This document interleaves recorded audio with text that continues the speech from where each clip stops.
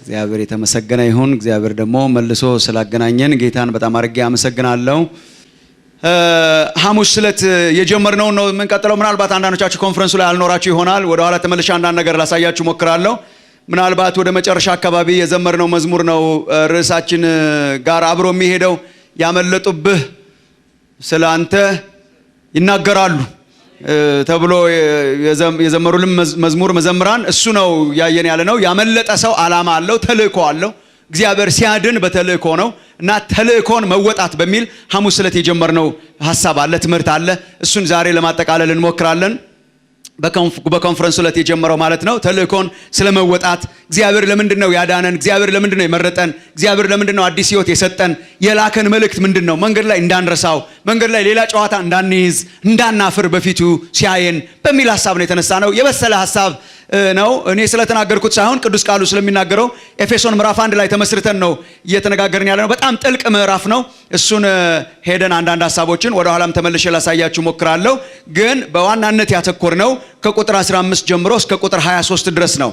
ሐዋርያው ቅዱስ ጳውሎስ ለኤፌሶን ክርስቲያኖች የጸለየው ጸሎት ነው እና ሐሙስ ዕለት እንደተናገርኩት ጳውሎስ ጸሎቱን የሚጽፈው ዝም ብሎ ያለ ዓላማ አይደለም። ጸሎቱን የሚጽፈው ከጸሎቱ ጋር እንዲተባበሩ፣ ከጸሎቱ ጋር እንዲተጉ ነው የሚጽፍላቸው በዝርዝር እና እኛም እንድንተጋ እንድንተባበር ከእግዚአብሔር ጋራ እንድንተባበር፣ እንድንነሳ፣ እንድንነቃ ከእግዚአብሔር ዓላማ ጋራ አላይንድ እንድንሆን ነው ይሄ ጸሎት የተጻፈልንና ይሄ ነው ጸሎታችን። ይሄ ነው በአመቱ ውስጥ እግዚአብሔር ደግሞ እንድናደርገው የሚፈልገው አንዱ ነገር ብዬ አስባለሁ።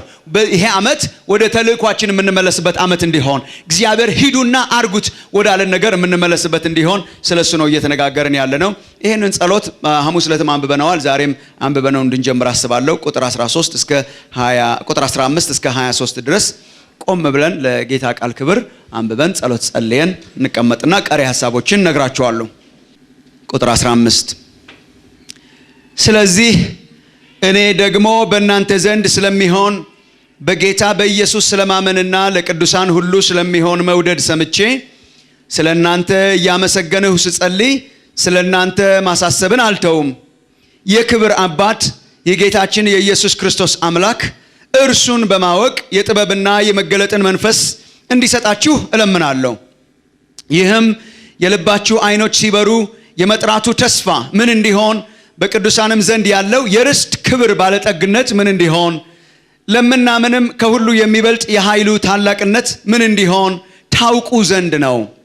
ክርስቶስንም ከሙታን ሲያስነሳው ከአለቅነትና ከስልጣንም ከኃይልም ከጌትነትም ሁሉ በላይና በዚህ ዓለም ብቻ ሳይሆን ነገር ግን ሊመጣ ባለው ዓለም ደግሞ ከሚጠራው ስም ሁሉ በላይ በሰማያዊ ስፍራ በቀኙ ሲያስቀምጠው በክርስቶስ ባደረገው ሥራ የብርታቱ ጉልበት ይታያል።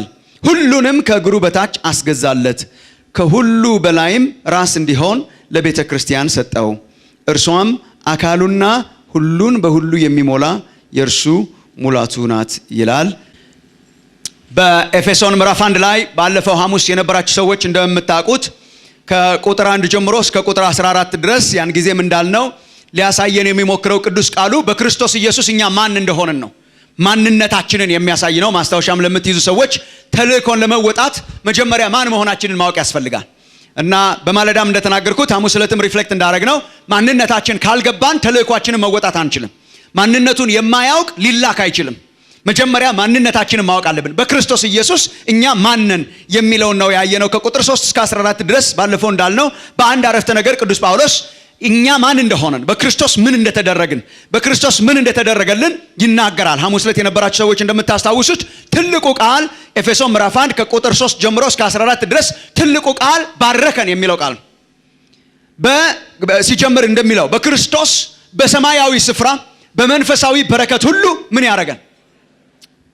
የጠዋቶቹ በጣም ይናገሩ ነበርና በእናንተ ተመክቼ ነበር። ይበልጧችኋል፣ ሁለተኛ ፈረቃ ሲመጡ አሳያችኋለሁ ምናም ብዬ ነበርና እንዳታሳፍሩኝ አደራችሁን። ቪዲዮ ስለሚያዩ ማን እንደሚበልጥ በሰማያዊ ስፍራ በመንፈሳዊ በረከት ሁሉ እንደዚህ ማለት ነው። እስከ መጨረሻው ምን ያደረገን?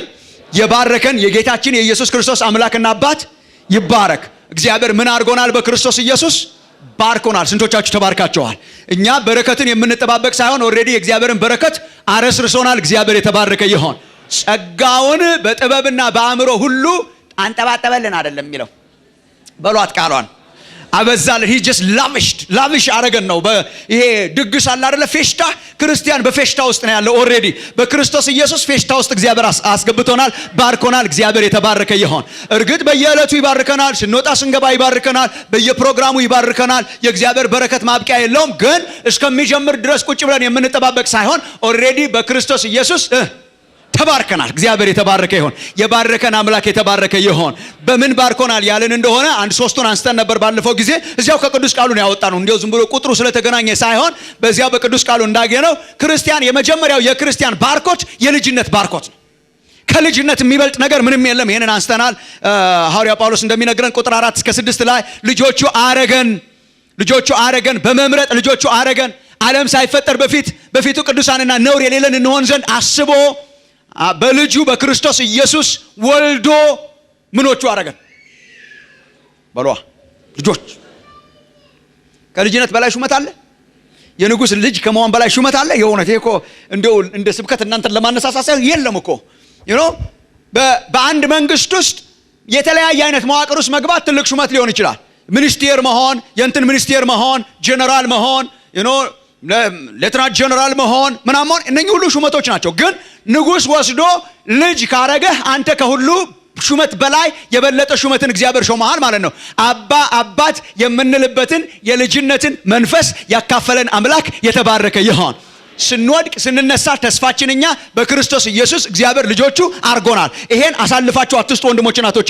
እኛ ከፍጥረታችን የቁጣ ልጆች ነበር፣ ከፍጥረታችን የዲያብሎስ ልጆች ነበርን፣ ከእግዚአብሔር ርቀን የነበርን ጠላቶች ነበርን። እግዚአብሔር ቀንበራችንን ሰበረና ዓለም ሳይፈጠር በፊት አሰበንና በሕይወት መጽሐፍ ጻፈንና እግዚአብሔር ልጆቹ አረገን። ጌታ ይመስገን። እቺን ለማንም አትስጡ። የልጅነት ሹመት ለማንም አትሰጥም፣ ለማንም አትሰጥም። የእግዚአብሔር ልጆች ሆነናል በክርስቶስ ኢየሱስ። እግዚአብሔር አምላካችን መርጦናል። የሚያስደንቅ ነገር ሌላ የለም። ምንም ነገር አያስገርመኝም ብለን እንደዘመር ነው ማለት ነው። ከዚህ በላይ የሚያስገርም ነገር ምንም የለም። እግዚአብሔር አምላክ መንፈሱን በውስጣችን አሳድሮ ምኖቹ አድርጎናል። ጮክ ነዋ ልጆች። ጌታ ኢየሱስ እንዳለው ማለት ነው በዚህ ደስ ይበላችሁ ብሏል። ሰማይ ስላወቃችሁ ደስ ይበላችሁ ብሏል። ስማችሁ በሰማይ መዝገብ ስለተጻፈ በዚህ ደስ ይበላችሁ ሐሴት አድርጉ ብሏል። በዚህ ዓለም የምንደሰትበት ዋናው ምክንያት እግዚአብሔር አምላካችን አባታችን ሆኗል፣ እኛም ደግሞ ልጆቹ ሆነናል። ዮሐንስ ወንጌል ምዕራፍ 1 ቁጥር 12 ላይ ቅዱስ መጽሐፍ እንደሚናገር በስሙ ለሚያምኑ ለነርሱ ለተቀበሉት ምን እንዲሆኑ ሰጣቸው ነው የሚለው። ልጆች እንዲሆኑ ምን ሰጣቸው? ስልጣን ሰጠ። የእግዚአብሔር ልጆች እንድንሆን ስልጣን የሰጠን አምላክ የተባረከ ይሁን። እናንተ ተባርካችኋል፣ እኛ ተባርከናል። በምን ተባርከናል? እግዚአብሔር ልጆቹ አድርጎናል። እንደን ቀጥሎ ያየነው ሐሙስ ዕለት የነበራችሁ ሰዎች እግዚአብሔር ደግሞ የኃጢአታችንን ይቅርታ ሰጥቶናል፣ ቤዛነትን አግኝተናል በክርስቶስ። ይሄ ወንጌል ነው። ይሄ ወንጌል መጽሐፍ ቅዱስ ከጫፍ እስከ ጫፍ የሚያወራው ይሄ ነው። ብሉይ ኪዳን የሚያወራው እንዴት ቤዛ እንደጠፋ ነው።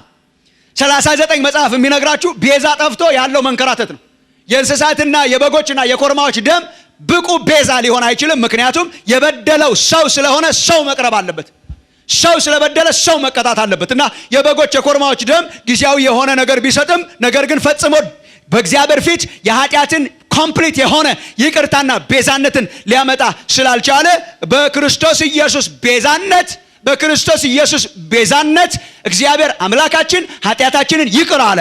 ዝም ብሎ ይቅር ቢለን ፍርድ ይጓደል ነበር። እግዚአብሔር ግን በክርስቶስ ኢየሱስ ልጁን ሰጥቶ ቤዛ አርጎ ስለኔ ቀጥቶ ሞቴን ሞቶልኝ ኢየሱስ ክርስቶስ ጠበቃዬ ሆኖ ኃጢአቴ ይቅር ተብሎ አባት ማለት እችላለሁ። ወደ እግዚአብሔር መግባት እችላለሁ። ኃጢአቴ ይቅር ተብሏል፣ ተደምስሷል። አሁን በክርስቶስ ኢየሱስ ላሉት ኩነኔ የለባቸውም። ሊገቡ ይችላሉ፣ ሊጠሩት ይችላሉ፣ ሊያመልኩት ይችላሉ፣ እጅ ሊዘረጉ ይችላሉ። ለምን? ጠበቃዬ ኢየሱስ ቤዛዬ ሆኖ ኃጢአቴን ተሸክሞ ስለ ሞተልኝ እግዚአብሔር የተባረከ ይሁን። ይሄ this is the gospel። ለዛ ነው ጠበቃዬ እያለ የምንዘምርለት። በክርክር ሳይሆን በስራ ያወጣን አምላክ። ጠበቃ ተከራካሪ ነው። ጥቅስ ለዛ ነው ረጅም ጊዜ የሚወስድባችሁ ስትጠብቁ። ረጅም ጊዜ ጥቅስ እየተጠቀሰ ይለቀቅ በእንት ፍታ ብሔር ምናምን አንቀጽ ቁጥርና ንዑስ አንቀጽ። ለዚህ ነው ረጅም ጊዜ የሚወስደው ተብሎ ሊፈታም ላይፈታም ይችላል። ጠበቃ ይለቀቅ ለምን እኔ እገባለታለሁ የሚል ጠበቃ ተሰምቶ አይታወቅም። ለጻድቅ የለም እንኳን ለኃጢአተኛ ለወንጀለኛ ለጻድቅ በጭንቅ ይገኝ ይሆናል ነው የሚለው መጽሐፍ። በጭንቅ ወንጀል ላልሰራ እንኳን ወንጀል ለሰራ ወንጀል መስራታችን ተረጋግጦ በእግዚአብሔር በአምላክ ፊት ተረጋግጦ የቁጣ ልጆች ሆነን የእግዚአብሔር ቁጣ ሊወርድብን ተዘጋጅቶ ፍርድ ሊሰጥ ሲል ጠበቃችን ኢየሱስ ክርስቶስ መጣና ጥቅስ ጠቅሶ ተከራክሮ ሳይሆን ወንጀል የለባቸውም ይለቀቁ፣ ለምን እኔ ራሴን እሰጣለሁ ብሎ ወንጀላችንን ተቀብሎ ኃጢአታችንን ተቀብሎ ነፃ አወጣን። እግዚአብሔር የተባረከ ይሁን። እኔ ዘማሪ ብሆን ዘምር ነበር። የእውነት ይሄ እኮ ለማይዝ መብታችን እኮ ይሄ ነው። አንዳንድ ሰዎች ሲናገሩ ሰምታችሁ እንደሆነ እኔ መልሴ ይሄ ነው። አይገርምም ነው የምለው። አሁን እናንተን ብሎ ደግሞ አሁን አንተን ብሎ እንደ በቃ ኢየሱስ እግዚአብሔር አባ ምናምን የምትለው እንደዚህ አቃለ አንተን ብሎ አሁን የመግባት መብት አለ። አይገርምም? ምንድነው አሁን እንደዚህ በቃ ደፈር ብለህ ገባ እንድትል ምንድነው ድፍረት? ኃጢአተኛ አይደለም በደለኛ። አይገርምም? እኔም እንደዛ ነው። ለዚህ ነው ልቤ ተሰብሮ እግዚአብሔር አምላኬን የሆነ ነገር ይቀረኛል ብዬ የምጠባበቅበት ልብም የለኝ። ልቤን ጨርሶታል ኦሬዲ። ኢየሱስ ክርስቶስ የነፍሴ አምላክ ራሱን ሰጥቶ ጠበቃ የሆነው ስላዳነኝ ማለት ነው። ዋስትናችን እርሱ ነው። ጠበቃችን እርሱ ነው። የምንገባበት ምክንያት እሱ ነው። እናንተ አሁን ዘው ብላችሁ እጃችሁን የምትዘረጉት ለምንድን ነው? በደል ስለሌለባችሁ? አይ ነክቻለሁ፣ አዳኘን ነክቻለሁ። አንዳንድ ሬስሊንግ ላይ አይታችሁ እንደሆነ የነጻ ትግል ላይ ሲቀጠቀጥ ውስጥ ያለው ሪንግ ውስጥ ያለ ተቀጥቅጦ መጨረሻ ላይ በቃ እስትንፋሱ ልትቆም ስትል እዛ ውጭ እኮ አለ ቢግ ዳዲ ሊረዳው የሚችል ቢግ ዳዲ ይተባበቃል ቁጭ ብሎ እስኪነካው ድረስ ካልነካህ አይገባም። እና እስኪነው ተቀጠቀጣልና እንትኑም እዚህ የሚቀጠቅጥህም እንዳትነካው ነው የሚቀጠቅጥህ። ከሪንጉ ውጭ እጅህን አዘልለይ ከነካህ ረዳትህ ገብቶ ስለሚያደቀው እንዳትነካ እየጠበቀ ያደቃል። እንደምንም ብለህ ለመምታት መሞከር የለብህ። እንደምንም ብለህ እጅህን ዘርግተህ እንደምንም ብለህ ውጭ ያለውን ከነካኸው ይገባልሃል። እንደዛ ነው። እኛ አሁን ተቀጥቅጠን በኃጢአት ነበረ የሞተልንን አዳኛችንን ስላ እጁን ነክተናል። ኦሬዲ በክርስቶስ መተናል። እግዚአብሔር ከቁጣው ተመልሷል። እግዚአብሔር የተባረከ ይሁን። የኃጢአት ይቅርታን አግኝተናል።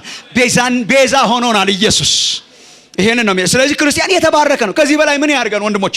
ከዚህ በላይ ምን ያርገን እግዚአብሔር? ከዚህ በላይ ምን ይስራልን? ልጆቹ አረገን፣ ኃጢአታችንን ይቅር አለ። በኋላ ደግሞ የምመለስበት በሶስተኛ ደረጃ ቅዱስ ጳውሎስ በኤፌሶን 1 ላይ የሚለው ርስት ደግሞ ተቀበልን። እኛ አስቀድመን ተስፋ ያደረግን ደግሞ ርስት እግዚአብሔር ሰጥቶናል፣ ሰማያዊ ርስት ሰጥቶናል ይላል። እንዲያውም ቁጥር 13 ላይ እንደ ቀብድ በመንፈስ ቅዱስ ማህተም ታትማችኋል ይላል።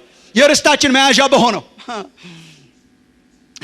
እግዚአብሔር ርስትን ሰጠን። የርስታችን ማረጋገጫ የሆነውን የመንፈስ ማህተም ደግሞ በላያችን ላይ አተመ። ስለዚህ ከምንም በላይ የሆነ ርስትን እግዚአብሔር ሰጥቶናል። እግዚአብሔር የተመሰገነ ይሁን። ስንቶቻችሁ ተባርካችሁ? ጌታ ይመስገን። ይሄ በቃ ክርስቲያንን ወደ ኋላ መግፋት የማይቻለው ለዚህ ነው። ምን ታረጋኛለህ? በቃ የጎደለ ነገር አለኝ ላይ የለኝም። የሚጨምርልኝ ነገር እያስደነቀኝ ነው እንጂ ምኖረው በቃ የቀረኝ ነገር የለም። ሁሉ ተደርጎልናል። ሁሉ ተሰጥቶናል። ሰማይ ላይ አንድ ልጅ ነበረው እግዚአብሔር። ሰማይን ባዶ አድርጎ ልኮታል፣ አድኖናል፣ ሰጥቶናል። እግዚአብሔር የተመሰገነ ይሁን። በውድ ልጁ ኢየሱስ ክርስቶስን በመላክ አዳነን። ኤፌሶን 1 ላይ ስትሄዱ እንደው በቃ እንድታመሰግኑ ልባችሁን የሚሰብረው በተደጋጋሚ ያሰለቻችኋል ጳውሎስ። እኔ አላሰለቻችሁም፣ ይደጋግምላችኋል። በውድ ልጁ በክርስቶስ እኔ ላስምር ብዬ ስነሳ መጽሐፉ ራሱ ሊለቀለቅብኝ ሆነና ተውኩት። በክርስቶስ ይሄ ሁሉ የሆነው በምንድን ነው? በክርስቶስ። ይሄ ሁሉ የሆነው በምንድን ነው? በወደደው ልጁ። ይሄ ሁሉ የሆነው በውድ ልጁ በክርስቶስ። እግዚአብሔር የተባረከ ይሁን። በእግዚአብሔር ተባርከናል። ሌላው ሁሉ ተጨማሪ ነው ለኛ። ሌላው ምርቃት እየተገረምን ነው የምንቀበለው። የሚቀጥለውን እስትንፋስ ሰጠኝ፣ ጌታ ይመስገን። ምለብሰው ሰጠኝ፣ ጌታ ይመስገን።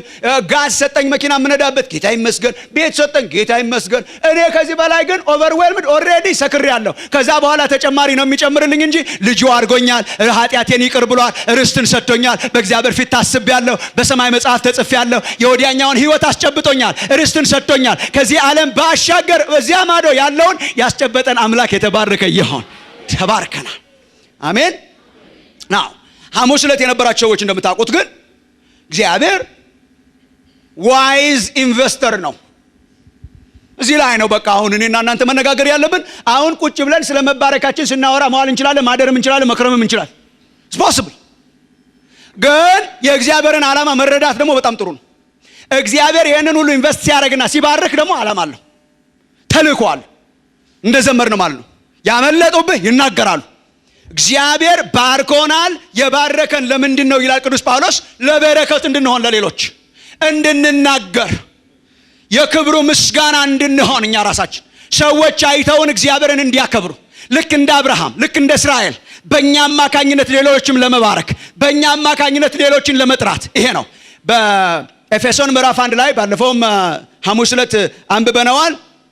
ቁጥር 9 ጀምሮ በክርስቶስ ለማድረግ እንደወደደ እንደ ሐሳቡ የፈቃዱን ምስጢር አስታውቆናል። በዘመን ፍጻሜ ይደረግ ዘንድ ያለው ሐሳቡ በሰማይና በምድር ያለውን በሙሉ በአጠቃላይ በክርስቶስ ምን ለማድረግ። እወዳታለሁ እችን ቃል ብትሉልኝ በጣም ደስ ይለኛል። ምን ለማድረግ? ጠቅላይ ገዢ ነው አምላክ የምትሉ ስንቶች ናችሁ? አሜን። በኢትዮጵያ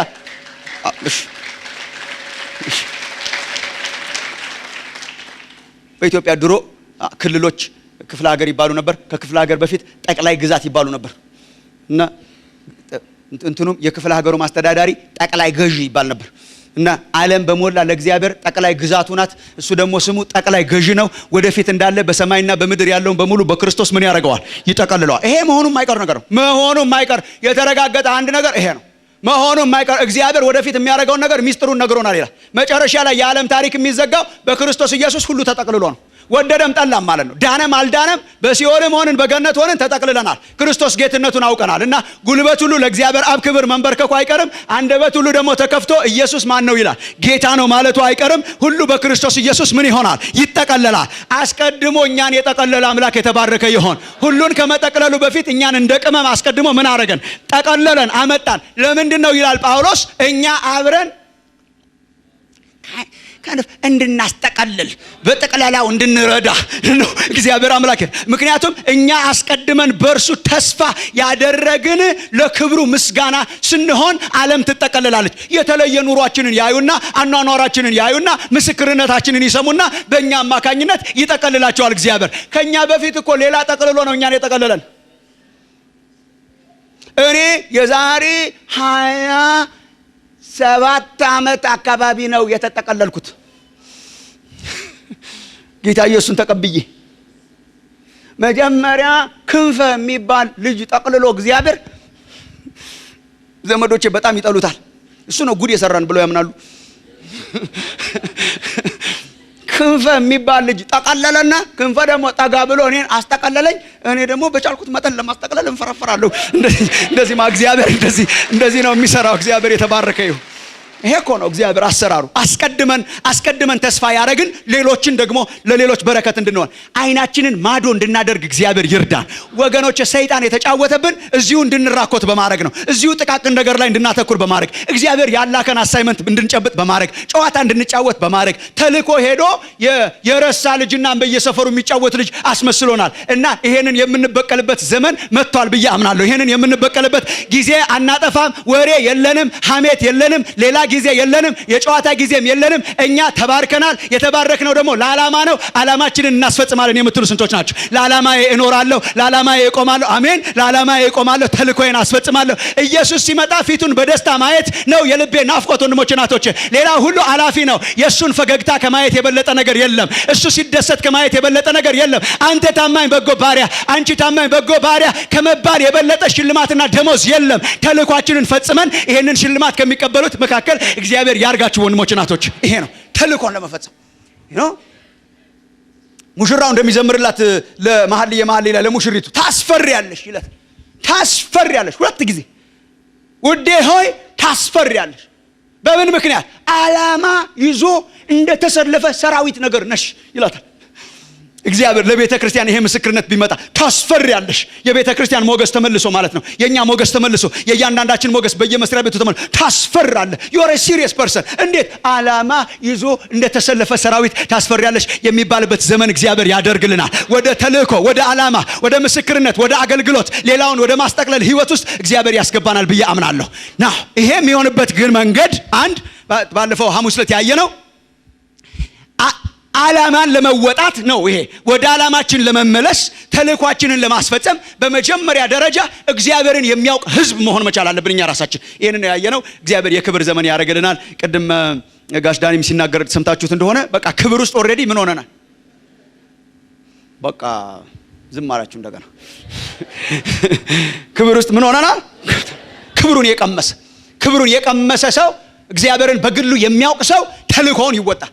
ለሌላ ነገር ጊዜ የለውም። እግዚአብሔርን ያየ ሰው እኮ ለሌላ ነገር ጊዜ የለውም። የእግዚአብሔርን ክብር ያየ ማለት ነው። እና የእግዚአብሔርን ክብር ማየት ነው የመጀመሪያው የጳውሎስ ጸሎት። ስለዚህ ምክንያት ብሎ የሚጸልይላቸው ጠዋትም እንዳየነው ስለዚህ ምክንያት የሚለው ቃል ስለዚህ የሚለው ቃል እግዚአብሔር ተልእኮ ሰጥቷችኋል፣ ስለ ተልእኳችሁ ምክንያት እጸልይላችኋለሁ ነው። ማሳሰብን አልተውኩም። ስለ እናንተ አመሰግናለሁ፣ ስለ እምነታችሁና ስለ ፍቅራችሁ አመሰግናለሁ። ደግሞ የክብር አባት እሱን የምታውቁበት የጥበብና የማስተዋልን መንፈስ እንዲሰጣችሁ እለምናለሁ። ማንን ለማወቅ? እርሱን ለማወቅ። ስለዚህ እርሱን ማወቅ ነው የመጀመሪያ በቀደም የወሰድነው። እርሱን ማወቅ፣ እርሱን ኤክስፔሪየንስ ማድረግ። እግዚአብሔር የተጠቀመባቸውን ኃያላን በሙሉ እንደው ቃሉ ደስ አይል ይሆናል፣ ግን ራሱን አሰንቆ ነው የላካቸው። ምን ማለት ነው? ሌላ ስንቅ አስይዞ ሳይሆን ራሱን ሰጥቶ ነው የላካቸው። ይሄን እመስላለሁ በል ሂድ ብሎ ነው የላካቸው። ይሄን እመስላለሁ ሂድ። ተልእኮ አስፈጻሚ ክብሩን ያየ ነው። ሙሴን አሳይቶት ነው የላከው። ኢሳይያስን አሳይቶት ነው የላከው። እግዚአብሔርን በክብር አየሁት አለ። ከዚያስ ድምጽ ሰማሁ። ይሲ ክብር የሚመጣው ለተልእኮ ነው። እችን ጠዋት ስናገር ነው ትዝ ያለኝ እና እስካሁን ድረስ ይዣታለሁ። ክብር ለኢንተርቴይንመንት አይመጣም። የእግዚአብሔር ክብር ሲመጣ አስፈሪ ነው። አሳይመንቱ ትልቅ ነው። ወንድሞች እናቶች፣ እኛ አሁን ክብርህን አሳየን እንላለን እንደ ሌሎቹ ቅዱሳን። ግን እግዚአብሔር እኮ ክብር ሲያሳየን እንደው እኛ እንድንዝናናበት እኮ አይደለም። ክብር እኮ ለተልእኮ ነው። ክብር የተሸከመ ተልእኮውን ይወጣል። እና ኢሳይያስን ክብሩን አሳየው። ወዲያው ክብሩን እያየ እያለ የሰማው ድምፅ ማንን ልላክ? ማንስ ይሄድልናል? እኔን የኢሳይያስ መልስ እኔን ላከኝ። ክብሩን ያዩ እግዚአብሔርን የቀመሱ ለክብሩ ይቆማሉ። አሜን። 2 እና 3 ልጨርስላችሁ። 2 እና 3 ተልእኮውን የሚወጣ ህዝብ ምን አይነት ህዝብ ነው ካላችሁ የሚቀጥል 3 ጸሎቶችን የጸለይላቸው ጳውሎስ እሱን እንድታውቁ። የሚቀጥለው ቶሎ ማስታወሻ ለምትይዙ ሰዎች የሚቀጥሉት ሁለቱ የሚጸልይላቸው ርስታችሁን እንድታውቁ እና ኃይሉን እንድታውቁ ነው። በእነኚህ ላይ ይናገራሉ። አሁን እጸልይላችኋለሁ። ለምን? እርሱን እንድታውቁ፣ ደግሞስ የርስታችሁን ክብር ባለጠግነት እንድታውቁ፣ ደግሞስ ኃይሉን እንድታውቁ እጸልይላችኋለሁ። እነኚህ 3ቱን የታጠቀ ሰራዊት ዓላማውን የሚወጣ ሰራዊት ይሆናል። እግዚአብሔር በእነኚህ ያስታጥቀን። በምን? እርሱን በማወቅ፣ ደግሞስ ርስቱን በማወቅ፣ የርስቱን ክብር ባለጠግነት በማወቅ፣ ደግሞስ ኃይሉን በማወቅ።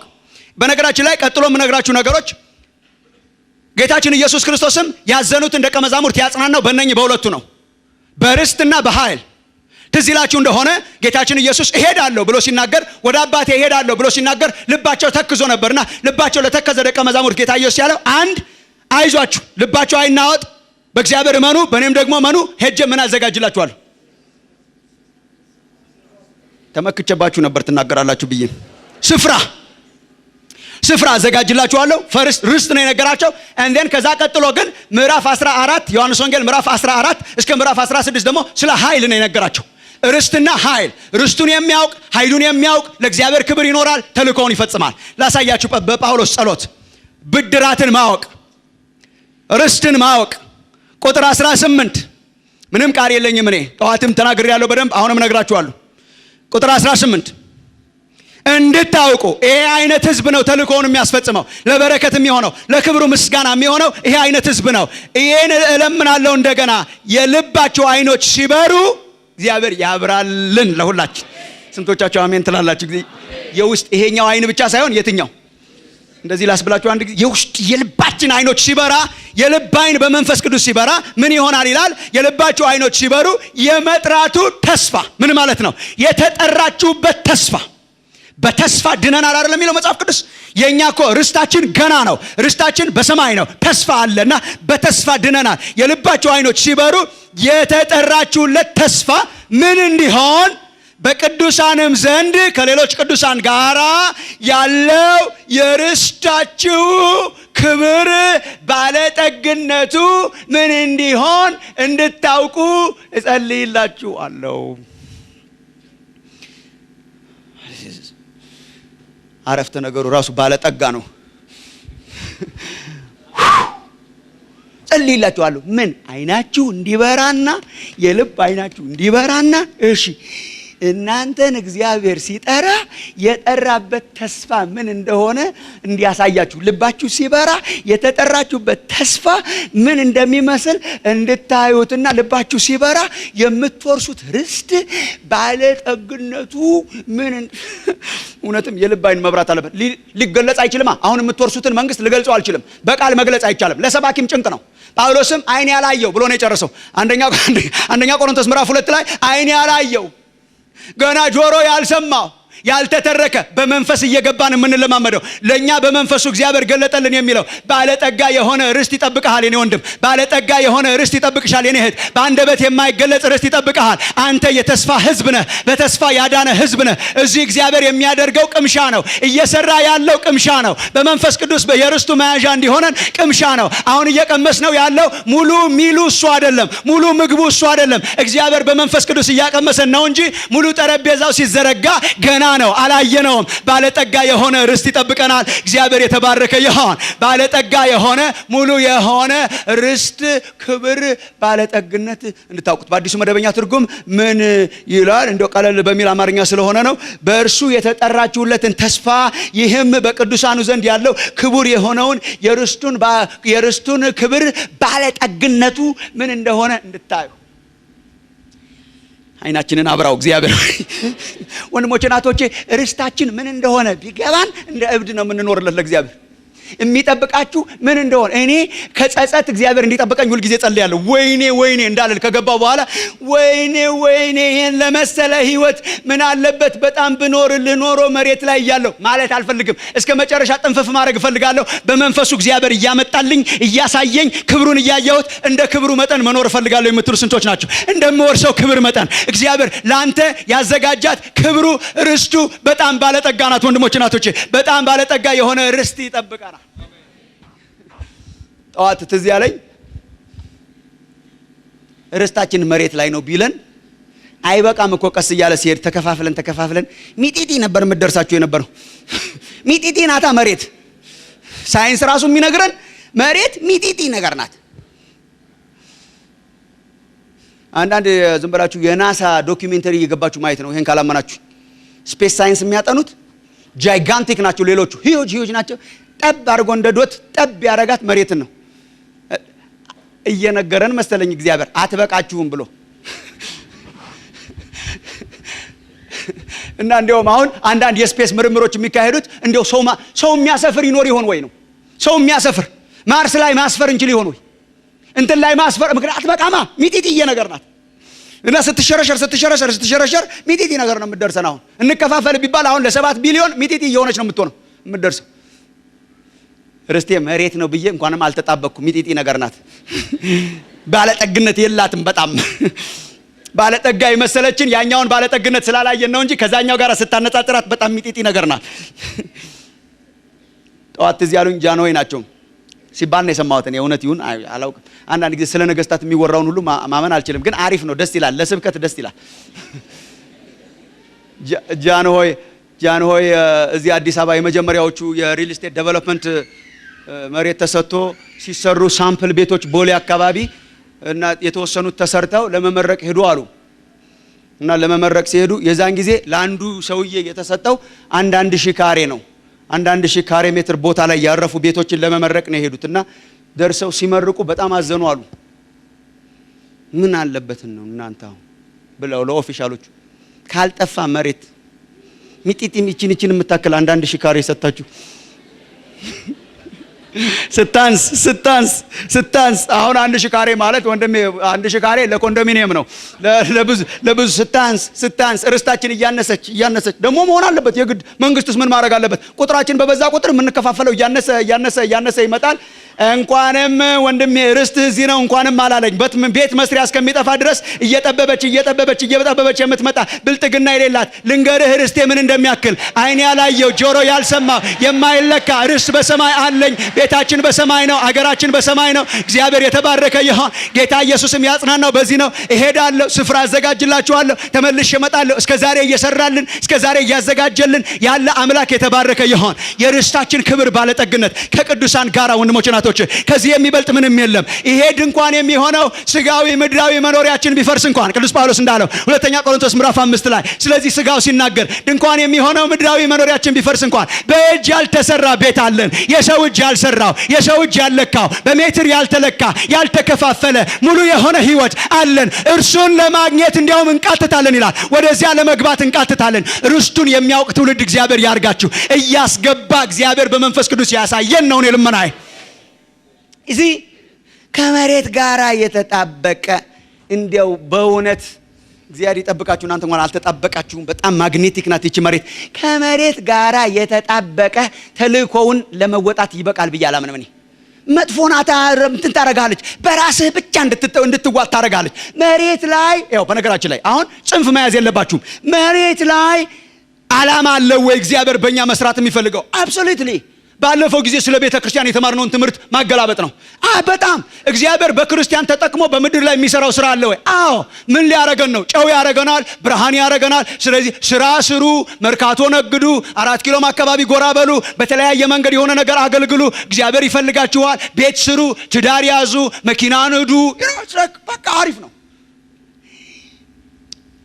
ሙጭጭ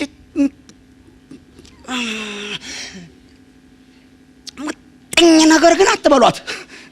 እየነገራችኋት ልክ ልኳን እንደ ጳውሎስ ልክ ልኳን እየነገርናት ነው መኖር ያለብን። ያኛውን እየነገርናት አሁን እነዳለሁ መኪናዬን፣ አሁን ስራዬን እሰራለሁ፣ ነገር ግን በእጅ ያልተሰራ ቤት አለኝ፣ ሰው ያላየው አይን ያላየው ቤት አለኝ። ርስቴ ይሄ አይደለም፣ ርስቴ ማዶ ነው እያልን እየነገረን ወንድሞች እናቶች በመንፈስ ቅዱስ እግዚአብሔር እየወሰደ ያሳየን። እኔ እኮ ያው ጠዋትም ተናግሬዋለሁ። አባቶቻችን እኮ እንደ እብድ የኖሩበት ምክንያት እያስገባ ስላሳያቸው ነው። ልክ ልኳን እየነገሯት ኖሯት ይችን መሬት ካንቺ ለመሄድ እንቃትታለን እያሏት አምልጠን ለመብረር እንቃትት።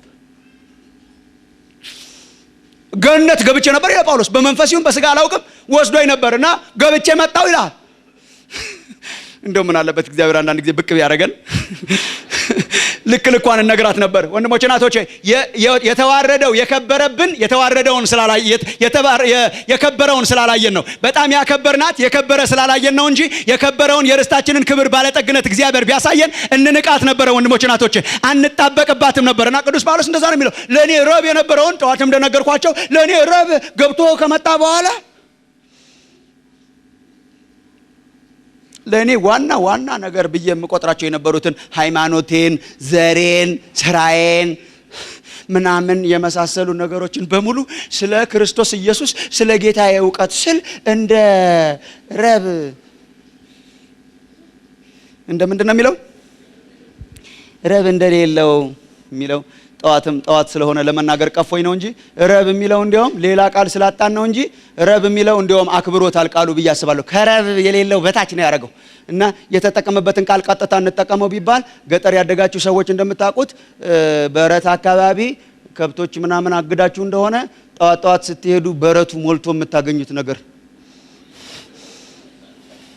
ሌሊት ሲጸዳዱ የሚያድሩት ነገር፣ እሱን ቃል ነው የተጠቀመው። እሱን ነው ረብ የሌለው ያልነው እኛ። እንደ ምድርን የሚያስንቅ የሰማይ ክብር የሚጠብቅ ህዝብ ነህ አንተ። የዚህ ምድር ያለው ነገር ረብ እንደሌለው እንደ ምናምን የሚያስንቅ እየቆጠር ነው። ልኩን ተልእኮውን የሚወጣ ብድራቱን የሚያውቅ ህዝብ ነው። ብድራቱን የሚያውቅ ህዝብ ተልእኮውን መወጣቱ አይቀርም። አሁን ልደግምላችሁ አልችልም፣ ግን ማቴዎስ ወንጌል ምዕራፍ 13 ላይ ያሉ የእግዚአብሔር መንግስት ምሳሌዎች ውስጥ አንዱ አሁን ጠዋትም የተናገርኩት እኔ በልቤ የማስበው የተሰወረው መዝገብ ነው። የተሰወረው ሀብት ያለበት እርሻ ማለት ነው። ያ ገበሬ ሲገለጥለት፣ የእርሻው ክብር ሲገለጥለት፣ የእርሻው ውበት ሲገለጥለት፣ በእርሻው ውስጥ ያለው ሀብት ሲገለጥለት እኮ ዝም ብሎ ሲበራለት፣ እስቲ ሲበራ በሉ።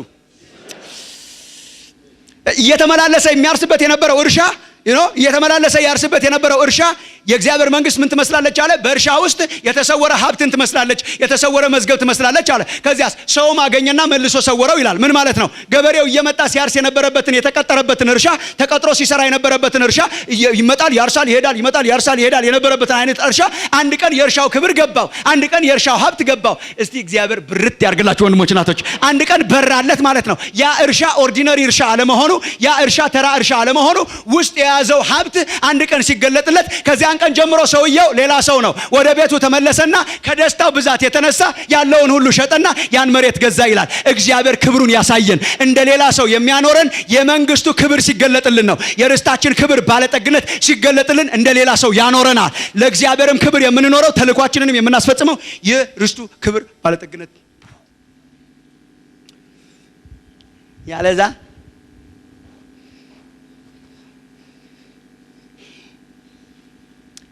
የምድረ በዳው ህዝብ ነው የምንሆነው። ልክ እንደ እስራኤል ህዝብ የምድረ በዳው ህዝብ እንዴት አይነት አስቸጋሪ ትውልድ መሰላችሁ። ለዛ እኮ ነው በዛው ያለቀው። በነገራችን ላይ አለቀ አንድ ትውልድ ከግብጽ ምድር ወጥቶ እግዚአብሔር በዓላማ አውጥቶት ባህር ከፍሎለት ፈርዖንን ሰራዊቱን መጥቶ ሰረገላቸውን በባህር አስጥሞ እግዚአብሔር ታላላቅ ስራ ሰርቶለት በዓላማ ጠርቶት በተልእኮ ጠርቶት ለአባቶቻችሁ ወደ ማልኩላችሁ ምድር አገባችኋለሁ ብሎ እግዚአብሔር ወተትና ማር ወደምታፈስ አገባችኋለሁ ወደዚያ ነው የምወስዳችሁ ብሎ እግዚአብሔር ተናግሮት ወተትና ማር የምታፈሰዋን ምድር ለመውረስ ወጥቶ በምድረ በዳ የተዘናጋ ዝም ብሎ ዓላማውን የረሳ እዚህ ብንኖርስ አይነት አቲቲዩድ ያለው ቢቀርብንስ ሪስክ ፈሪ። በነገራችን ላይ የምድረ በዳው ህዝብ የመጨረሻ ፈሪ ህዝብ ኒፊሊም አለ፣ ረጃጅም ሰዎች አሉ። እኛ ራሳችንን ከነርሱ ጋር ስናስተያይ እንዳንበጣ ነገር ነን። ምን ይሻላል ታዲያ? እዚሁ ብንቀመጥ በቃ እዚሁ እንሁን። ርስቱን የረሳ ህዝብ እንብላ እንጠጣ ዱባ የዱባው ትውልድ ማለት ነው። ዱባ ናፈቀን ስጋ በጠዋት በማታ ሙሴ ራሱ እኔ ወልጄዋለሁ ይሄንን ህዝብ አለው እግዚአብሔርን አለ እኔ ወልጄዋለሁ እንዴ በቃ አልፈልግም በቃ እኔ የፈለከውን አድርገው እስከሚል ድረስ ንዝነዛቸው መከራ። እግዚአብሔር ዓላማ አለው። ባህሩን ሲከፍለው ለትልቅ ዓላማ ነው። የሚጠብቃቸው የርስት ክብር ባለጠግነት አለ። ግን በዱባ ዙሪያ መሰባሰብ የሚፈልጉ ሽንኩርት ደግሞ የመጨረሻ ጠዋት ያስታወሱኝ የነበሩት ጉባኤ ስንቆጥር አንዱ ሽንኩርት የግብጽ ሽንኩርት የመቀበሪያ ስፍራ ፍላጎታቸው አይገርማችሁ? በጣም እግዚአብሔር ለስንት ዓላማ ጠርቶት የመቀበሪያ የት በመድረ በዳ ልትቀብሩና ያመጣህን አንተ ዓላማህን ውረስ እንጂ አሞራስ ቢበላው ምን ከሞትክ በኋላ ምን መቀበሪያ ልታሳጡን፣ ሽንኩርት ልታሳጡን፣ ዱባ ልታሳጡን፣ መብል ልታሳጡን፣ መጠጥ ልታሳጡን ምን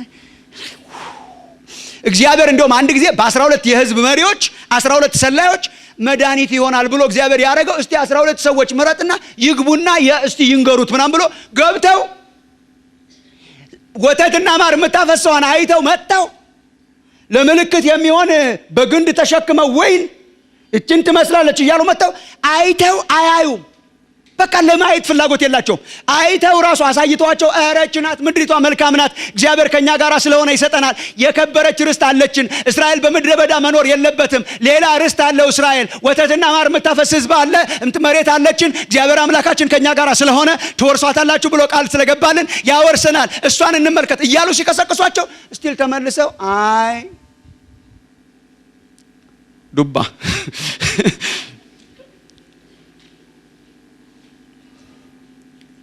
ወንድሞች እናቶች የርስታቸውን ክብር ባለጠግነት ያዩ ብቻ እኮ ናት የወረሷት። አለቀ እኮ ህዝቡ የርስቱን ባለጠግነት ያላየው እኮ አለቀ። ኢያሱና ካሌብ እነ ሙሴና የመሳሰሉት እኮ ናቸው ምድሪቷን ለማየት እንኳን እድል ያገኙት። እስከ እስከ መጨረሻ ድረስ የወረሱት የርስታቸውን ክብር ባለጠግነት ያዩት። የኛ ርስት ደግሞ መሬት አይደለችም። የኛ ርስት እንደ እስራኤል ካርታ አይደለችም። የኛ ርስት ወተትና ማር የምታፈስ አይደለችም። የኛ ርስት በጉ ብርሃኗ የሆነ እግዚአብሔር ትልቁ ዳኛ ያለባት ቀንና ሌሊት አምልኮ የማይጠፋባት በጣም የበለጠገች እግዚአብሔር አምላካችን የኛ እርካታ የሚሆንባት መሬት አይደለችም። ርስትም አይደለችም። የምትቆፈርም አይደለችም። እግዚአብሔር ራሱ እርካታችን የሚሆንባት የርስት ክብር ባለጠግነት ትጠብቃለች። እሷን የሚያይ እኔ ይሄ ነው የምነግራችሁ ወንድሞች እናቶች፣ የርስቱን ክብር ባለጠግነት የሚያይ ምድርንም ያገለግላል፣ ምድርንም ይነካል፣ ምድርንም ይባርካል። ነገር ግን ደግሞ የሰማይ ዜጋ ይሆናል። እግዚአብሔር አምላክ አይናችንን ይክፈትልን። አንተ ርስት ያለ ህዝብ ነህ። የርስቱን ክብር ባለጠግነት በቃ እዚህ ላይ ላቆመው። አይ ቲንክ ሁለተኛውን ወደ ሶስተኛው ብንሄድ ይሻለናል። የርስት ክብር ባለጠግነት ከሱ የሚበልጥ የለም። በእውነት ከዚህ የሚበልጥ የለም። በሰማይ ቤት አለኝን የመሰለ መዝሙር የለም። መድረሻ ያለን ህዝብ ነን እኛ። መድረሻችንን እያየን ከሄድን ምድርን እንባርካለን። እግረ መንገድህን የምትባርከው ዓላማ ሲገባህ ነው። መድረሻ ሲገባህ ነው ሪጆይስ የምታረገው የምታመልከው። ማለት በቃ ተኝታችሁ ስትነቁ ራሳችሁን የምታገኙት ቦታ ማለት ነው። ርስታችን እኮ መተኛታችን አይቀር። ተኝታችሁ ስንነቃ አንድ ቀን እኮ ትተኛላችሁ ሁላችሁ። አንድ ቀን እኮ እንተኛለን። መተኛት የሚለው ለክርስቲያኖች ነው። በእርግጥ አንቀላፍተዋል የሚለው አንድ ቀን እኮ እንሞታለን። ሞተን ከዛ ሞታችሁ ራሳችሁን የምታገኙበት ርስት ማለት ነው። ከሞታችሁ ሳይሆን ስትሞቱ፣ ስንሞት የምንወርሳት የምንገባባት ከስጋችን ወተን የምንሄድባት የርስት ክብር ባለጠግነት እንድናይ እግዚአብሔር አይናችንን ይክፈት። እሱን ያየ ትውልድ ታላቅ ሰራዊት ይሆናል፣ ተልእኮውን ያስፈጽማል። ሶስተኛና የመጨረሻ ኃይሉን ማወቅ። ይሄን ወደፊትም በዝርዝር ለማየት እንሞክራለን ብዬ አስባለሁ። ቁጥር 20 ጀምሮ በጣም በልቤ ውስጥ ያለ ሸክም ነው ይሄ።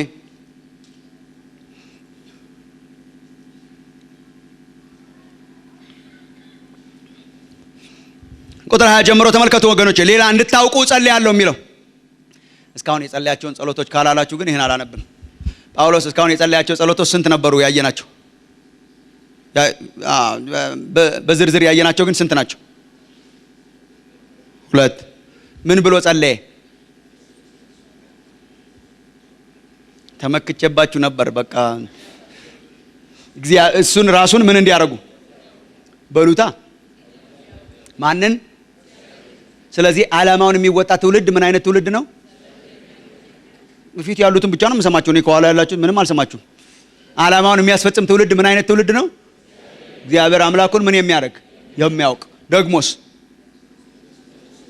የርስቱን ክብር ባለጠግነት የሚያውቅ እና የሚጸልይላቸው ሁለተኛው ጸሎት የርስቱን ክብር ባለጠግነት እንድታውቁ ነው። ሶስተኛው አይገርማችሁ የሚላቸው ሶስተኛው ኃይሉን እንድታውቁ ጸልይላችኋለሁ። የእግዚአብሔርን ኃይል እንድታውቁ እጸልይላችኋል። ተልእኮውን የሚወጣ ትውልድ የእግዚአብሔርን ኃይል የታጠቀ ትውልድ ነው። የእግዚአብሔርን ኃይል የሚያውቅ ትውልድ ነው። እግዚአብሔር የጠራበትን ከቁጥር 1 ጀምሮ እስከ 14 ድረስ ያለውን ዓላማ ለማስፈጸም የግድ ቁጥር 19 ጀምሮ ያለው ያስፈልጋል ነው። በሌላ ቋንቋ ቀጥላችሁ የማትሰሙኝ ከሆነ አሁን ልንገራችሁ። ከቁጥር 1 እስከ 14 ያለውን ዓላማ ይሄ ነው። እኔ እናንተም በሆን ማስታወሻ ስጽፍ ከኤፌሶን 1 ከ3 እስከ 14 ያለውን ዓላማ ለማስፈጸም የግድ ኤፌሶን 1 ከ19 እስከ 23 ያለው ያስፈልገኛል ነው። ልድገምላችሁ ቶሎ ቶሎ ብየው ከሆነ ከኤፌሶን 1 ከ3 እስከ 14 ያለውን ዓላማ ለማስፈጸም የግድ ከኤፌሶን 1 ከ19 እስከ 23 ድረስ ያለው ያስፈልገኛል። ኤፌሶን 1 ከ3 እስከ 14 ያለው ነገር ምንድነው ያላችሁ እንደሆነ ለበረከት መሆንና የርስቱ ለክብሩ ምስጋና መሆንና ሌሎችን መንካት። ከዛ ደግሞ ቁጥር 19 ጀምሮ እስከ 23 ድረስ ያለው ምንድነው ያላችሁ እንደሆነ የእግዚአብሔር ኃይል። ላንብብላችሁ 19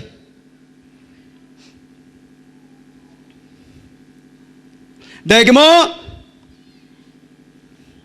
ለምናምን፣ እስቲ ለምናምን በሉ። እምነት ለምናምንም ከሁሉ የሚበልጥ የኃይሉን ታላቅነት ምን እንዲሆን እንድታውቁ ጸልያለሁ። ምን ትጸልይልናል ጳውሎስ? ታላቁን ኃይል እንድታውቁ፣ ታላቁን ኃይል እንድታውቁ። አሜን። ታላቁን ኃይል ማወቅ። ይሄ ኃይል ምን ያክላል? ኃይሉ ምንድነው ያላችሁ እንደሆነ ይሄ ኃይል በክርስቶስ ኢየሱስ እግዚአብሔር በሰራው ስራ የተገለጠ ኃይል። ቀጥይ እኔ ባነብላችሁ ይቻላል ከምለፈልፍ። እንዲያውም ያው የርስታችሁን ክብር ባለጠግነት ምን እንዲሆን እንድታውቁና ለምናምንም ከሁሉ የሚበልጥ የኃይሉ ታላቅነት ምን እንዲሆን ታውቁ ዘንድ ነው። ይሄ ኃይል ደግሞ ክርስቶስንም ከሙታን ሲያስነሳው ከአለቅነትና ከስልጣንም ከኃይልም ከጌትነትም ሁሉ በላይና በዚህ ዓለም ብቻ ሳይሆን ነገር ግን ሊመጣ ባለው ዓለም ደግሞ ከሚጠራው ስም ሁሉ በላይ በሰማያዊ ስፍራ በቀኙ ሲያስቀምጠው በክርስቶስ ባደረገው ስራ የብርታቱ ጉልበት ይታያል። ሁሉንም ከእግሩ በታች ያስገዛለት ኃይል ነው።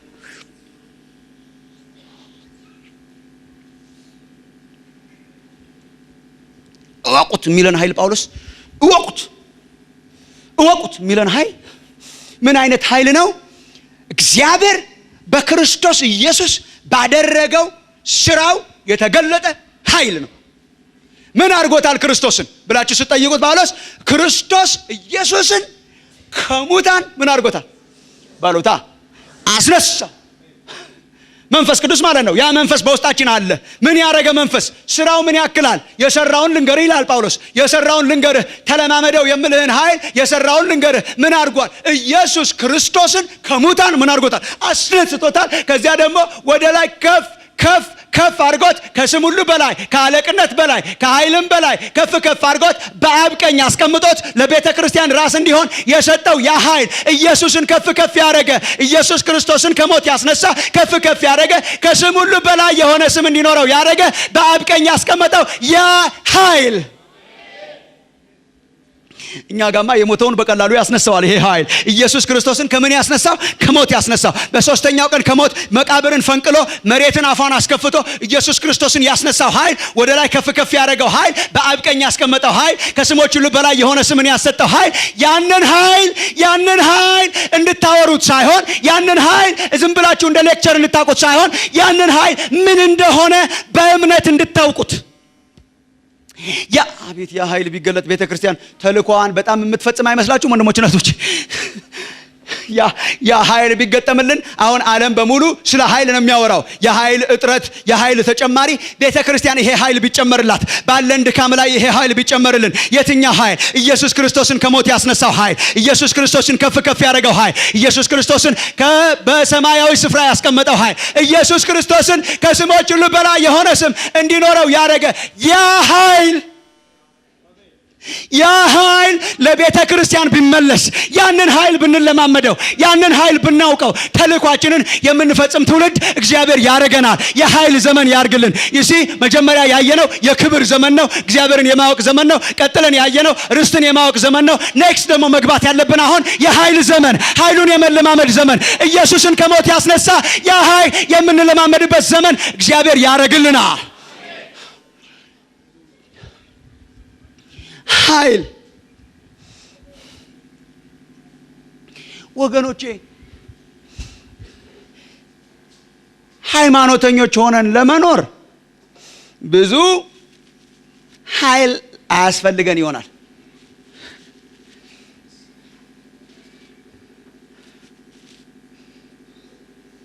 ያለ መንፈስ ቅዱስ ኃይል ሃይማኖት ሆነን መኖር እንችላለን። በሳምንት 2 ቀን እጦማለሁ፣ አስራትም አወጣለሁ፣ አይ መስት ቢ ኦኬ። እየተመላለስኩ ቤተ መቅደስ እመጣለሁ። ልክ እንደ አይሁድ ማለት ነው። ቤተ መቅደስ እመጣለሁ፣ ቤተ መቅደስ እሄዳለሁ፣ ወደ ቤት እመለሳለሁ፣ ቤተ መቅደስ እሄዳለሁ። እንደዚህ ልንኖር ግን ይሄ ኑሮ ነው እንዴ ወገኖች? እግዚአብሔር የጠራን ለዚህ ነው እንዴ? ምድርን ለመባረክ ተጠርቻለሁ የምትሉ ስንቶች ናችሁ? ምድርን ለመንካት፣ ሲስተሙን ለመንካት፣ ሶሻል ሲስተሙን ለመንካት፣ ፖለቲካል ሲስተሙን ለመንካት፣ መሬቲቱን ለመፈወስ፣ ለእግዚአብሔር የክብሩ ምስጋና እንድንሆን ተጠርተን ከሆነ አንድ ነገር ያስፈልገናል። የእግዚአብሔር ተልእኮ የእግዚአብሔርን ኃይል ይጠይቃል። የእግዚአብሔር ተልእኮ የእግዚአብሔርን ኃይል ይጠይቃል። የእግዚአብሔር ተልእኮ የእግዚአብሔርን ኃይል ይጠይቃል። የእግዚአብሔር ተልእኮ የእግዚአብሔርን ኃይል ይጠይቃል። ይምጣና ይገላግለን ወንድሞች እናቶች። ይምጣና ያ ክብር፣ ይምጣና ያ ኃይል፣ የመንፈስ ቅዱስ ኃይል እሱን ይጠይቃል ወንድሞች እናቶች። በምድር ላይ አስፈሪ ትውልድ ለመሆን፣ በምድር ላይ የእግዚአብሔርን ዓላማ ለማስፈጸም፣ በምድር ላይ የሪቫይቫል ትውልድ ለመሆን፣ በምድር ላይ ቤተክርስቲያንን ለማስፋት፣ በምድር ላይ የእግዚአብሔር መንግስት እንድትሰፋ፣ በምድር ላይ ምስክር እንድንሆን፣ በምድር ላይ እንድናበራ፣ በምድር ላይ ጨው እንድንሆን አንድ እሳት ያስፈልጋል። የሚለኩሰን እሳት ያስፈልጋል። ምን ተብሎ ይጠራል? የመንፈስ ቅዱስ ኃይል። ምን አድርጓል? ኢየሱስን ከሞት ያስነሳው ያ ኃይል፣ ከፍ ከፍ ያደረገው ያ ኃይል፣ በአብ ቀኝ ያስቀመጠው ያ ኃይል የምናውቅበት ዘመን ያርግልን እግዚአብሔር። የምንነካካበት፣ የምንሞላበት፣ በመንፈስ ቅዱስ የምንራመድበት ዘመን መሆን አለበት። ግድ ነው። ጌታችን ጥንትም ተናግሯል ስለ መንፈስ ቅዱስ። ወይ ሌላ ጊዜ እናወራለን። ጌታችን መጀመሪያ መንፈስ ቅዱስን የምታገኙት በነገራችን ላይ ሐዋርያት ሥራ ላይ አይደለም። መጀመሪያ ላይ ዘፍጥረት 1 ላይ ያለ መንፈስ ነው። የፈጣሪ መንፈስ ነው። እግዚአብሔር ፍጥረትን ይሁን እያለ በሚፈጥርበት ጊዜ፣ እግዚአብሔር ሰማይን ምድሩን ባበጀበት ጊዜ የእግዚአብሔር መንፈስ ይላል፣ የእግዚአብሔር መንፈስ በውሃው ላይ ይሰፍፍ ነበር ይላል። ይሄ ይሰፍፍ ነበር የሚለው አክቲቭ እንትን ፓሲቭ የሆነ መስፈፍ መስሏችሁ ከሆነ ተሳስታችኋል። ይሄ ጋዝ ውሃ ላይ እንደሚሰፋው አይነት ይሰፍ ነበር አይደለም የሚለው። ይሰፍ ነበር አይደለም፣ ይሰፍ ነበር ሳይሆን ይሄ ይሰፍፍ ነበር። በአዲሱ መደበኛ ትርጉም ይረብብ ነበር። ይሄ አክቲቭ የሆነ ስራ እየሰራ ይሄ ንስራ ሞራል አይደለ የረበበ ስራ እየሰራ እንደሚሄደው የእግዚአብሔር መንፈስ ገና ከፍጥረት ጀምሮ ሰማይንና ምድርን በመፍጠር ሂደት ውስጥና አሬንጅ በማድረግና ኦርደር በመስጠር ሂደት ውስጥ የእግዚአብሔር መንፈስ ፈጣሪ መንፈስ ነው። አብሮ ከአብና ከወልድ ጋራ የፈጠረ መንፈስ፣ ፍጥረትን ያስተካከለ መንፈስ። ዓለም ያለ መንፈስ ቅዱስ አትችልም ወንድሞች እናቶች። የፈጠራትን በመንፈሱ ነው፣ የሚያቆማትን በመንፈሱ ነው። የነቢያትን መጽሐፍ ስና የኖሩት በመንፈስ ነው። እስራኤልን የመራው በመንፈስ ነው። ባህሩ የተከፈለው በመንፈስ ነው። በምድረ በዳ የተመሩት በመንፈስ ነው። የወጡት የገቡት በመንፈስ ነው። ያሸነፉት በመንፈስ ነው። የተነበዩት በመንፈስ ነው። ያስተማሩት በመንፈስ ነው። የኖሩት በመንፈስ ነው። ያሸነፉት በመንፈስ ነው። ነገስታትን ድል የነሱት በመንፈስ ነው። የእግዚአብሔር ቃል ሲናገር ፕሮሚስ ካረገ በኋላ እግዚአብሔር በዘካርያስ መጽሐፍ ላይ ለነ ዘካርያስ ለነ ዘሩባቤል ፕሮሚስ ካረገ በኋላ ቤቴ ይሰራባታል፣ እንደገና ከተማ ትሰራለች፣ ከበጎ ነገር ትጠግባለች፣ እግዚአብሔር ታላላቅ ታምራትን ያደርጋል፣ ቤተ መቅደሴ ይጀመራል፣ እንደገና ቤተ መቅደሴ ይደመደማል፣ ዘሩባቤል ይጀምረዋል፣ ዘሩባቤል ይደመድማል ካለ በኋላ ለደቀቀው ህዝብ ምንም ይዞ ላልወጣው ከምርኮ ለተመለሰው ህዝብ ታላላቅ ስራዎችን ፕሮሚስ ካረገ በኋላ እንዴት ነው ይሄ ሁሉ የሚሆነው ያላችሁ እንደሆነ ዘካርያስ ምዕራፍ 4 ቁጥር 6 በመንፈሴ እንጂ በኃይልና በብርታት አይደለም ይላል የሰራዊት ጌታ እግዚአብሔር። በመንፈሴ እንጂ በኃይልና በብርታት አይደለም ይላል የሰራዊት ጌታ እግዚአብሔር። ከዚህ የተነሳ ነው መንፈስ ቅዱስ ሲመጣ ነው ወንድሞች እናቶቼ። ከዚያ በኋላ ነው እግዚአብሔር ለተራራው ያናገረው። ታላቅ ተራራ ሆይ አንተ ምንድር ነህ? በዘሩባቤል ፊት ደልዳላ ሜዳ ትሆናለህ። ለምን ያላችሁ እንደሆነ በመንፈስ ቅዱስ ኃይል። መንፈስ ቅዱስ ሲመጣ ተራራችንን ደልዳላ ሜዳ ያደርገዋል። መንፈስ ቅዱስ ሲመጣ ለተልእኮ የቆመ ህዝብ ያደርገናል። መንፈስ ቅዱስ ሲመጣ የእግዚአብሔር ተስፋዎች ይፈጽማሉ። የእግዚአብሔር ኃይል ይምጣልን ወንድሞች እናቶቼ፣ የእግዚአብሔር ኃይል ይምጣልን። ኢየሱስ ክርስቶስን ከሙታን ያስነሳ ያ ኃይል መንፈስ ቅዱስ ሲመጣልን ተልእኳችንን የምንወጣ ሰራዊት እግዚአብሔር ያረገናል።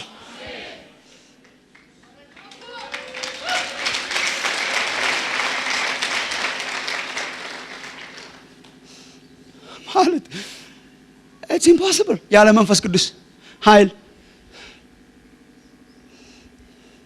አዲስ ኪዳን የተከፈተው በመንፈስ ቅዱስ ነው። ማርያም የምትባል የጌታችን እናት ድንግል ወንድ የማታውቅ ነበረች። መልአኩ ገብርኤል መጣ፣ ተናገራት።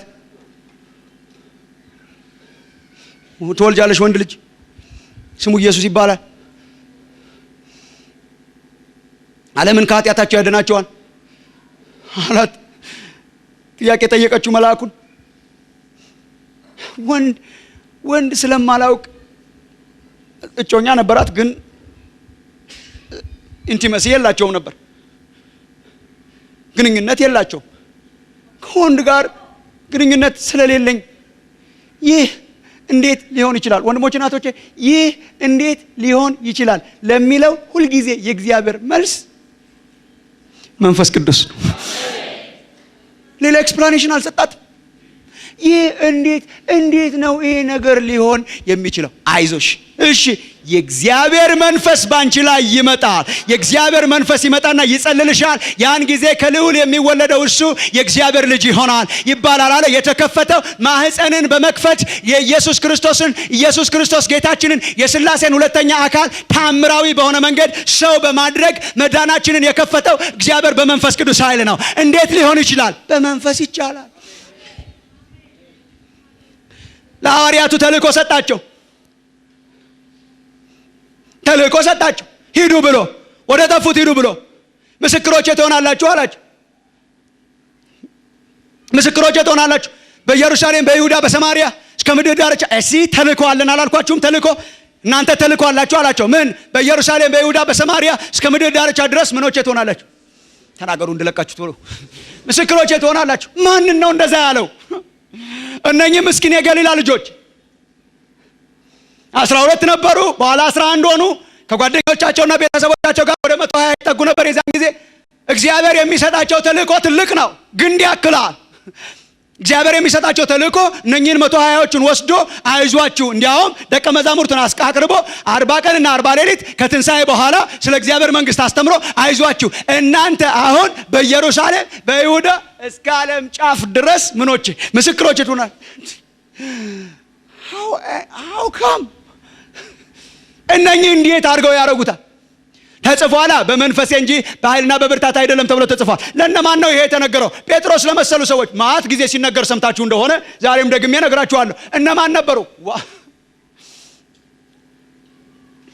ያን ጊዜ ዋናቸውን ላሳያችሁ። ዋናውን ካወቃችሁ ተመሪዎቹን ለማወቅ ይቸግራችኋል። መሪያቸው ይሄን ይመስላል። መሪያቸው ያን ጊዜ ጴጥሮስ ይባላል። መሪያቸው ያን ጊዜ ጴጥሮስ ይባላል። ከሆነ ከ50 ምናምን ቀን በፊት በኢየሩሳሌም፣ በይሁዳ እስከ ዓለም ዳርቻ ምስክሬ ትሆናለህ የተባለው ጴጥሮስ ከ50 ምናምን ቀን በፊት ጌታችን በሚሰቀልበት ጊዜ በአንዲት የቤት ሰራተኛ ፊት ፀሐይ እየሞቀ አንተ ከሱ ጋር ነበርክ? ኧረ አልነበርኩም። እየተንቀጠቀጠ አክሰንት የሱን ይመስላል። ኧረ እኔ የምትይውን ነገር አላውቅም።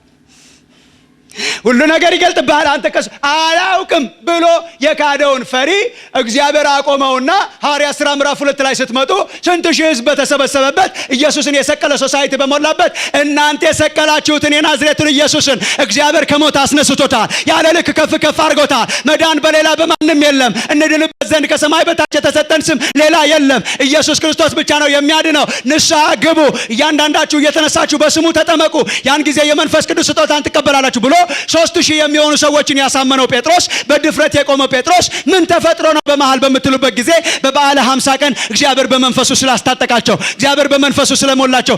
የእግዚአብሔር መንፈስ ፈሪዎችን ደፋር ያደርጋል። የእግዚአብሔር መንፈስ ደካሞችን ብርቱ ያደርጋል። የእግዚአብሔር መንፈስ 120 ሰዎችን ወስዶ ዓለምን ይገለባብጣል። ዓለምን የገለባበጠው በትንሽ ሰዎች ነው። እግዚአብሔር በመንፈሱ ይረዳናል። ምድሪቱን መባረክ እንችላለን፣ መውጣት እንችላለን፣ መውረስ እንችላለን፣ ተልኳችንን መፈጸም እንችላለን። ግን ምን ያስፈልገናል? የመንፈስ ቅዱስ።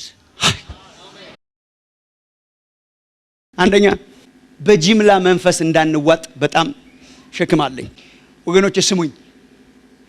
መንፈስ ቅዱስ በጅምላ የምንለማመደው መንፈስ ቢሆንም የሚጀምረው ግን ከግል ልምምድ ነው። ስንመጣ በጅምላ እኮ እንለኮሳለን።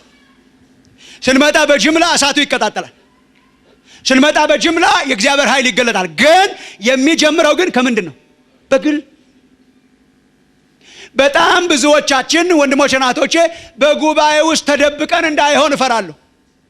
በጉባኤ ሞቅታ ብቻ እየተመለስን እንዳይሆን እፈራለሁ። በጉባኤው መንፈስ ቅዱስ አለ በሚል ብቻ እየተመለስን እንዳይሆን እፈራለሁ። እግዚአብሔር በግል ያገኛችሁ ወንድሞቼ ናቶቼ። በግል የምንለማመደው መንፈስ ነው። በመንፈስ መሞላት፣ በመንፈስ መጠመቅ፣ በመንፈስ መውጣት፣ በመንፈስ መግባት፣ በመንፈስ መጸለይ፣ በመንፈስ ማገልገል ያስፈልጋችኋል። በግል እግዚአብሔር ነክቷችኋል ወይ? በዘመኑ የማይጠየቅ አሮጌ ወንጌል አመጣውባችሁ። ለኤፌሶን ክርስቲያኖች ቅዱስ ጳውሎስ የጠየቀውን ጥያቄ ለምን አልጠይቃችሁ? ለኤፌሶን ክርስቲያኖች እኮ ጳውሎስ የጠየቀው ጥያቄ ቃሉን ከመናገሩ በፊት ባመናችሁ ጊዜ መንፈስ ቅዱስን ተቀብላችኋል ወይ?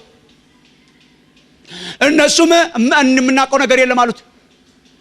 እሱም አስተማራቸውና ትንሽ ስለመንፈስ ቅዱስ ነገራቸውና እጆቹን ጫነባቸው፣ በመንፈስ ቅዱስ ተሞሉ፣ በልሳናት ተናገሩ፣ እግዚአብሔር በኃይል ሞላቸው። እግዚአብሔር የኃይል ዘመን ያርግልን። በግል የምንለማመድበት መንፈስ ቅዱስ ተሞልታችኋል ወይ? በመንፈስ ትጸልያላችሁ ወይ? በልሳናት ተሞልታችኋል ወይ? መንፈስ ቅዱስ ስትጸልዩ ያገኛችኋል ወይ? በመንፈስ ቅዱስ ደግሞ የተሞላችሁ ደጋግማችሁ ትሞላላችሁ ወይ? በጸሎት ስፍራችሁ ይነካችኋል ወይ? በልሳናት ትናገራላችሁ ወይ? ትንቢት ታመጣላችሁ ወይ? እግዚአብሔር በመንፈሱ ነክቷችኋል ወይ? እግዚአብሔር በመጨረሻው ዘመን ፕሮሚስ ያደረገው ብርና ወርቅ ሳይሆን እግዚአብሔር በመጨረሻው ዘመን ፕሮሚስ ያደረገው ኃያላን እንደሚነሱ ነው። እግዚአብሔር በመጨረሻው ዘመን ፕሮሚስ ያደረገው በመጨረሻው ዘመን በስጋ ለባሽ ሁሉ ላይ ምንን አፈሳለሁ? ከመንፈሴ አፈሳለሁ ብሎ ተናግሯል። የመጨረሻው ዝናብ እግዚአብሔር በእያንዳንዳችን ላይ ያውርድብን። እኔ ጠዋትም ተናግሬያለሁ። በሕይወቴ መባርካቸው ገና በልጅነቴ ያገለገሉኝን ሰዎች ነው። በጉባኤው ላይ መንፈስ ቅዱስ መጥቷል ብለው ስላለቀቁኝ በጣም አድርጌ አመሰግናቸዋል። ጥቂቶቹ ወደ ጌታ ሄደዋል። ሳገኛቸው አመሰግናቸዋል። ያለ መንፈስ ቅዱስ አልችለውም ነበር። መንፈስ ቅዱስን በግሌ ባልለማመደው ኖሮ አልችለውም ነበር። ጎዳናው ራፍ ነበር። ጎዳናው ከባድ ነበር።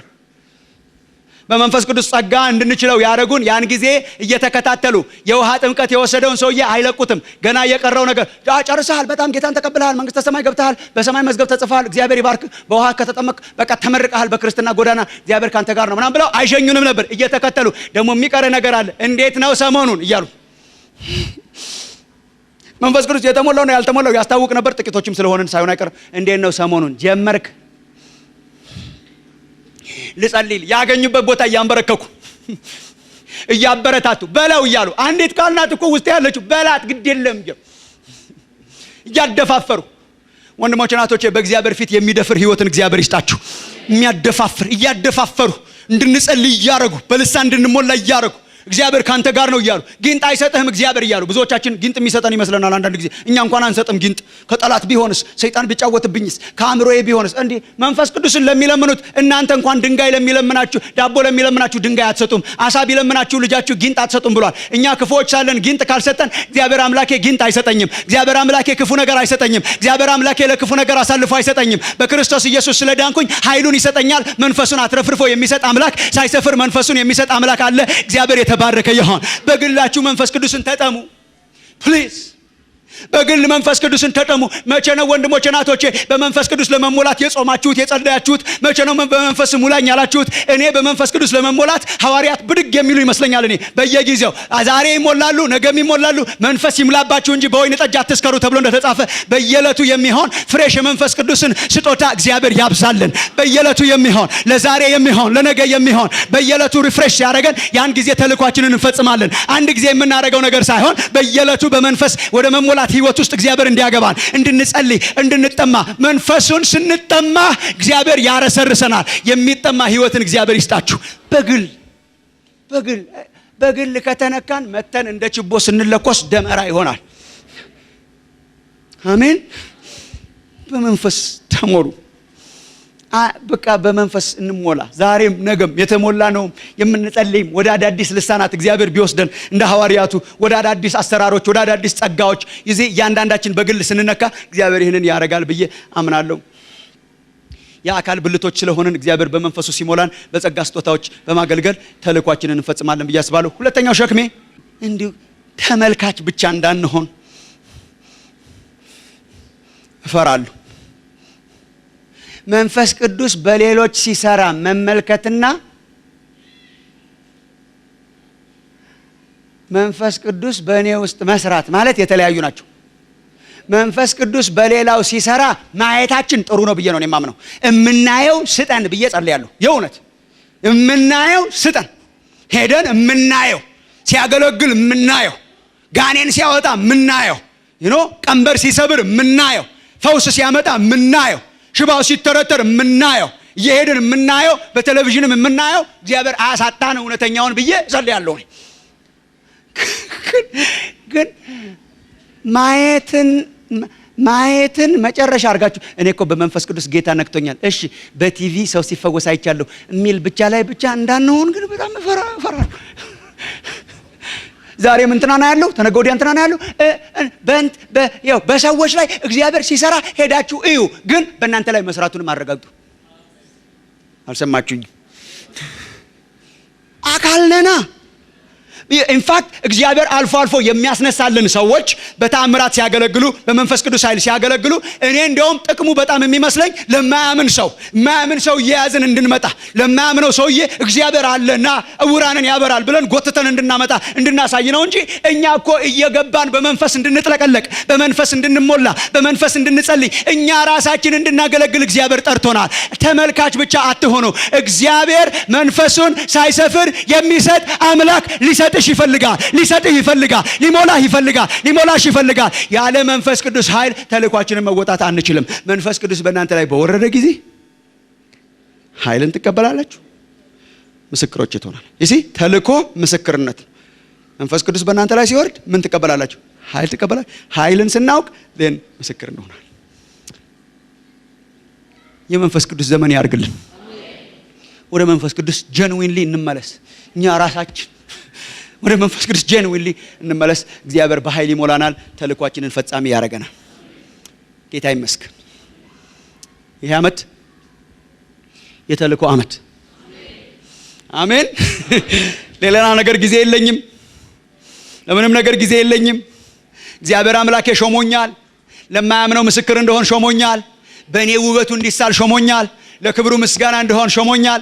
ያችን ተልኮ ፈጽሜ ፊቱን አያለው የምትሉ ስንቶች ናችሁ? ይሄን ለማድረግ ወንድሞች እናቶቼ ክብሩን ማየት ያስፈልጋል፣ ርስትን ማየት ያስፈልጋል፣ ኃይሉን መለማመድ ያስፈልጋል። ይሄ ሲሆን ማንም አይቋቋማትም ቤተክርስቲያንን። በዘመናችንና በምድራችን ላይ እንደገና የቤተክርስቲያንን ሞገስ እግዚአብሔር ይመልሳል። የኛን ሞገስ እግዚአብሔር እንደገና ይመልሳል። እግዚአብሔር እንደገና አስፈሪ ሰራዊት ያደርገናል፣ ለተልኮም ያቆመናል። ክብሩን እዩ፣ ርስታችሁን እዩ፣ ወደ መንፈስ ቅዱስ ተመለሱ። እግዚአብሔር ያስታጥቀናል። ዓላማውን አጀንዳውን እንወጣለን። ጥቃቅን ነገሮቻችሁን እግዚአብሔር ይሞላል ብዬ ነው የማምነው። ጥቃቅን አጀንዳ የእውነት እንትና ለሳውል እንዳለው ነው። እግዚአብሔር አህዮችን ተዋቸው አለው። አህያ ፍለጋ ነበር የወጣው ሳውል።